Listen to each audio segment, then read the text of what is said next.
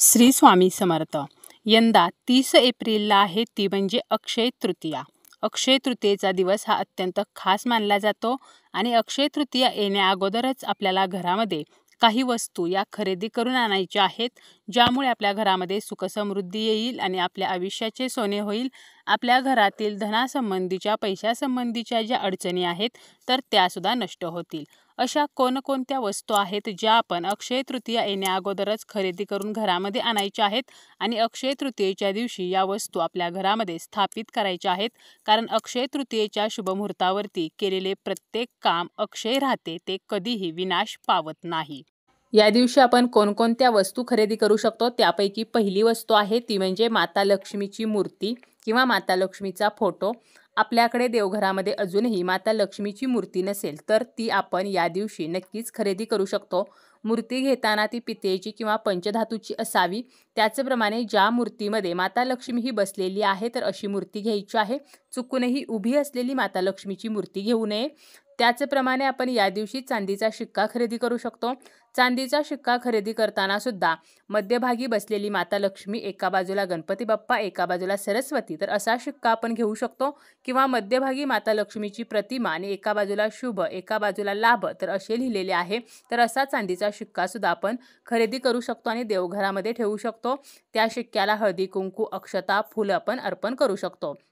यानंतर आहे ते म्हणजे आपण तांब्याची किंवा चांदीची माता लक्ष्मीची पावले जी आहेत तर ती खरेदी करू शकतो. ही जी पावले आहेत तर ते आपण खरेदी करून आपल्या उंबरठ्यावरती चिकटवू शकतो किंवा आपण आपल्या देवघरामध्ये सुद्धा ठेवून त्याची पूजा जी आहे तर ती करू शकतो. यानंतर आहे तो म्हणजे आपण या दिवशी चांदीचा छोटासा कलश खरेदी करू शकतो. चांदीचा कलश खरेदी करणे जरी आपल्याला शक्य झाले नाही तरीसुद्धा तांब्याचा कलश म्हणजे तांब्याचा तांब्या जो आहे तर तो आपल्या देवघरामध्ये अजूनही नसेल तर त्याची खरेदी आपण करू शकतो. अजूनही जर आपण आपल्या देवघरामध्ये मंगल कलशाची स्थापना केलेली नसेल तर नवीन आपण तांब्याचा तांब्या जो आहे तर तो खरेदी करून या शुभमुहूर्तावरती मंगल कलशाची स्थापना जी आहे तर ती सुद्धा आपण आपल्या देवघरामध्ये करू शकतो. यानंतर आपण चांदीचं निरंजन जे आहे तर ते खरेदी करू शकतो. चांदीचं निरंजन जे आहे तर ते जर आपण देवघरामध्ये प्रज्वलित केले तर माता लक्ष्मी आपल्या घराकडे खेचली जाते. त्यामुळे चांदीचे निरंजन सुद्धा आपण खरेदी करू शकतो. यानंतर आहे अत्यंत महत्त्वाची वस्तू ती म्हणजे श्रीयंत्र. श्रीयंत्र हे देवी लक्ष्मीचा अंश आहे. ज्या घरामध्ये श्रीयंत्र असते त्या घरामध्ये लक्ष्मीच्या आगमनात कोणताही अडथळा येत नाही. श्रीयंत्रामुळे व्यक्तीला हवे ते प्राप्त होत असते. धनप्राप्तीचे नवीन मार्ग सापडत असतात. श्रीयंत्र जे आहे तर ते माता लक्ष्मीचे आसन आहे आणि हिंदू धर्मशास्त्रामध्ये सुद्धा श्रीयंत्रासारखे दुसरेच कुठलेच यंत्र सांगितलेले नाही. त्यामुळे आपण श्रीयंत्राची स्थापना सुद्धा आपण या दिवशी आपल्या देवघरामध्ये करू शकतो. धनलक्ष्मीची कृपा मिळावी म्हणून आपण श्रीयंत्राची पूजा करत असतो. सुख, संपत्ती, सौभाग्य आणि समृद्धी, तर यासाठी आपण श्रीयंत्र जे आहे तर ते खरेदी करू शकतो. यानंतर आहे ते म्हणजे कमळगट्ट्याची माळ. कमळगट्टा म्हणजे काय तर कमळाचं जे बी आहे तर ते, आणि ही माळ जी आहे तर ती श्रीयंत्रावरती ठेवल्यामुळे खूप फायदे होत असतात. आपल्याकडे जर श्रीयंत्र असेल आणि कमळगट्ट्याची माळ नसेल तर ती सुद्धा आपण खरेदी करू शकतो. किंवा आपण श्रीयंत्र खरेदी करणार असू तर त्यासोबत कमळगट्ट्याची माळ सुद्धा खरेदी करायची आहे. कारण ही कमळगट्ट्याची माळ श्रीयंत्रावरती ठेवणे म्हणजे 108 कमळाची फुले ही लक्ष्मी मातेला अर्पण केल्यासारखे आहे. कमळगट्टा हा लक्ष्मी मातेला अतिशय प्रिय आहे, त्यामुळे आपण कमळगट्ट्याची माळ खरेदी करू शकतो. यानंतरची वस्तू आहे ती म्हणजे कवड्या.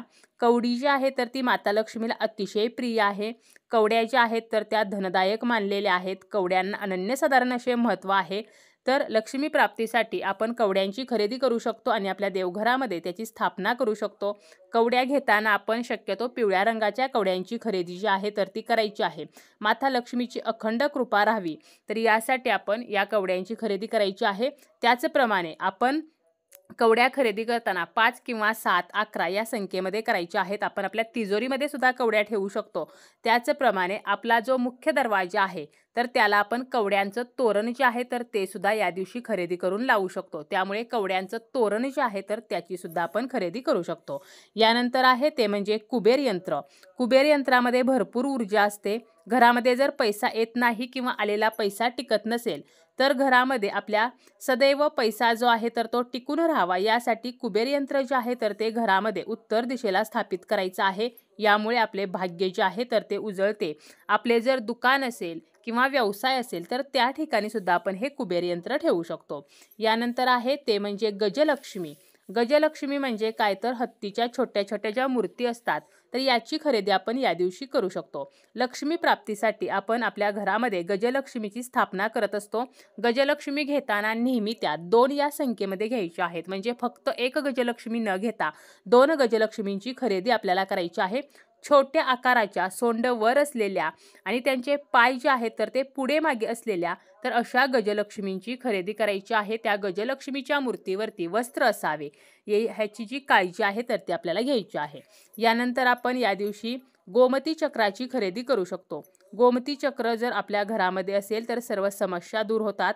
मुलांच्या शिक्षणामध्ये किंवा नोकरीमध्ये जर काही अडचणी असतील तर आपण गोमती चक्राची नक्कीच खरेदी करू शकतो आणि आपण ही गोमती चक्र जी आहेत तर ती आपल्या देवघरामध्ये ठेवू शकतो किंवा 11 गोमती चक्रांची खरेदी करून त्याची पूजा करून लाल कपड्यामध्ये बांधून आपण आपल्या मुलांच्या खोलीमध्ये ठेवू शकतो, ज्यामुळे आपल्या मुलांची प्रगती होईल आणि त्यांच्या जीवनातील अडचणी नष्ट होतील.